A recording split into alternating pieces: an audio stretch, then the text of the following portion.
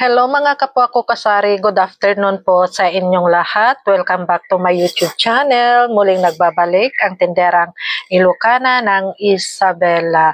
Time check muna tayo mga kapwa ko kasari. Ayan. 1:09 na po ng tanghali and today is March 1, 2025. So ang bilis ng panahon, ano mga kapwa ko kasari, March na naman pala, akala ko February pa lang. So, and for today's vlog, ayan, may gusto na naman akong i-share sa inyo. Ito ay buwan-buwan ko talagang isinishare sa inyo mga kapwa ko kasari. Ito ay isinishare ko, hindi naman sa pagmamayabang, kundi ito ay isinishare ko lang, baka ma-inspired ko kayo na magkaroon din kayo ng ganitong dagdag pagkakitaan sa inyong mga tindahan kung kayo ay wala pa nito mga kapwa ko kasari. So, ang aking tinutukoy dito ay itong ating GCash. So, karamihan naman or mostly sa ating mga kapwa kasari ay may mga ganito ng dagdag pagkakitaan. Ito nga ay yung GCash. So, last month na i-share ko na ito sa inyo mga kapwa ko kasari kung magkano ang kinita namin sa GCash. So, na-share ko rin sa inyo kung ano yung diskarte ni Mr. at kung ano yung ginagawa niya para ma-monitor niya kung magkano yung kinikita ng GCash namin at kung magkano pa yung puhunan or laman ng GCash. So, ganito yun mga kapwa ko kasari. May isa kaming notebook dito. Ayan, malapit na ngang mapuno lahat. So, na-share ko sa inyo mga kapwa ko kasari kung magkano yung kinita namin noong January. So, ngayon naman, ang gusto kong i-share naman sa inyo kasi March na pala, akala ko is magkakatapusan pa lang. So, akin nang isi-share itong kinita namin sa GCash from February 1 to February 28. Wait lang at may nabili. So, mag-i-start na akong mag-compute mga kapwa ko kasari sa kinita namin dito sa GCash from February 1 to February 8. At ito nga pala yung kinita namin last month. From January 1 to January 31 is 12,486. So, samahan ninyo akong computein kung magkano naman ang kinita namin sa GCash itong buwan ng February. Tignan natin kung tumaas ba or bumaba mga kapwa ko kasari. So, ako ay mag-i-start na. Mayroon ako ditong mahiwagang calculator. January 1, bali ang kinita lang namin dito is 353. Ayan. So, 353. Ayan mga kapwa ko kasari. February 1. February 2 is 220. Ayan. At February 3 is 368. Ayan. February 4 is 405. February 5 is 285.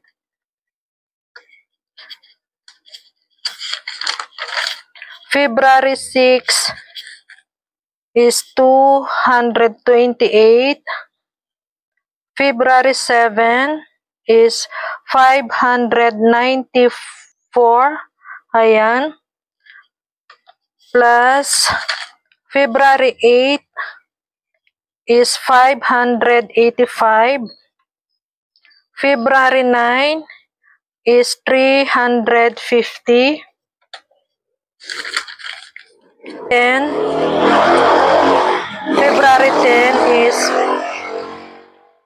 February 10 balang kinita namin is 596.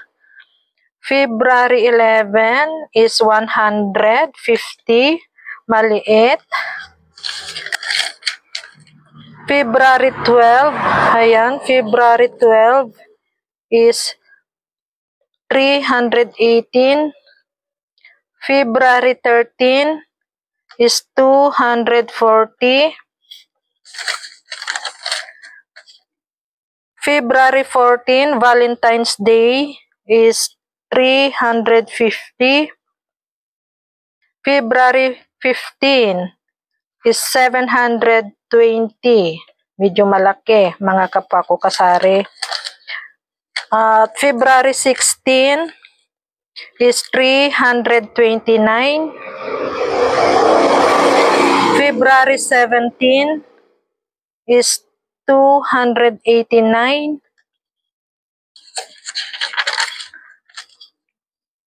February 18.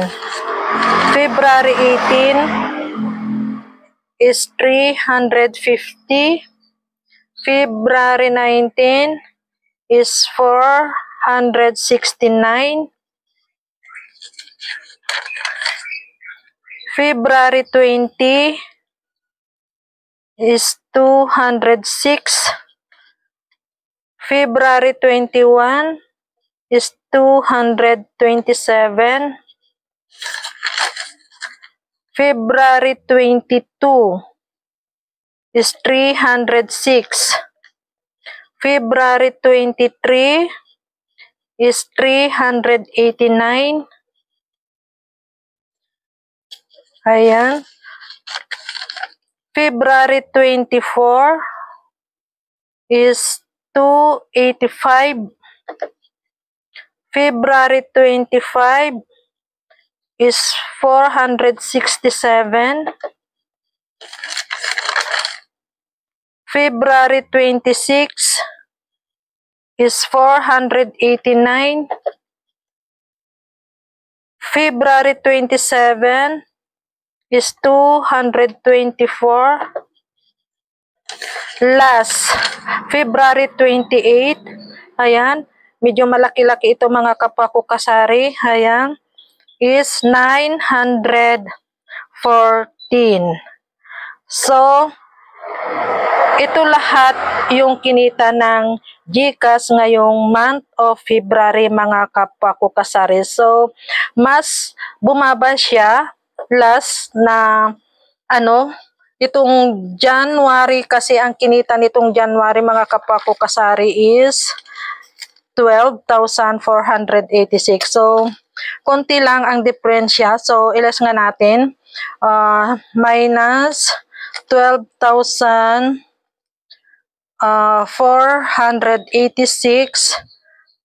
equals, ayan. So, bumaba siya ng 1,780 mga kapwa ko kasari kumpara last month. So, ito yung kinita ng GCash namin last month mga kapwa ko kasari. So, not bad kasi malaki pa din mga kapwa ko kasari. Hindi ko sukat akalain na kikita din ng ganito kalaki itong GCash namin itong month of February. Naka 10,000 plus din siya mga kapwa ko kasari. So, alam nyo mga kapwa ko kasari, ganito yung diskarte ni Mr. So, ito talaga yung ginagawa niya.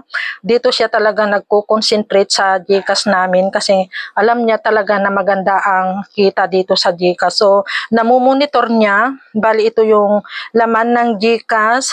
Hayang. At ito naman ay kapag cash out, hayang, ito yung charge, kumbaga, at ito naman yung including charge, sabi niya dito, including charge, tapos isinusulit niya dito yung time. So, ganito yung ginagawa niya, kaya maganda to kasi namomonitor niya talaga kung magkano yung laman ng GCash namin. So, tignan natin, ito yung March 1 na. So, ito yung laman ngayon ng GCash namin mga kapwa ko kasari. So, bali ito pa lang yung nag-out. Ayan. So, ito yon. Nandyan yung mga time niya. So, ito lahat yung laman ng GCash namin ngayon mga kapwa ko kasari. So, ayan mga kapwa ko kasari, na ipasilip ko na sa inyo kung magkano itong kinita namin sa GCash ngayong month of February. Hindi naman ito pagmamayabang mga kapwa ko kasari, kundi sinishare ko lang sa inyo. Baka gusto nyo rin magkaroon ng GCash sa mga kapwa nating wala pang GCash, mga kapwa nating kasari. So, ini-encourage ko kayo na idagdag nyo ito sa inyong tindahan kasi ang GCash talaga is napakalaking tulong sa ating pagninegosyo mga kapwa ko kasari. So, aking ipagpapatuloy mga kapwa ko kasari, pasensya na kayo kasi may batang bumili lang ng sigarilyo. So, siguro yun ay inutusan mga kapwa ko kasari. So, sana ba tayo? Ayan. So, yung mga kapwa natin katindera na wala pang GCash, ayan, mag-GCash na kayo kasi napakalaking tulong ang GCash dito sa ating tindahan. Ayan. So, alam nyo ba na dahil dito sa GCash, ako ay nakapagpundar ng dalawang appliances. So, hindi ko ito ikinakahiya mga kapwa ko kasari. Hayam. Bali, itong chiller ay, bali ang nagbabayad ay itong kinikita namin sa GCash at yung TV namin, isang buwan na lang is tapos na ako doon na hindi ko namamalayan. Balang pinambabayad namin mga kapwa ko kasari ay itong ibang kinikita namin dito sa GCash. So, yan lang muna mga kapwa ko kasari ang aking may share na naman sa inyo ngayong araw ng Sabado. Ayan, happy selling na lang po sa ating lahat. God bless us and bye! Thank you for watching. Sharing is caring.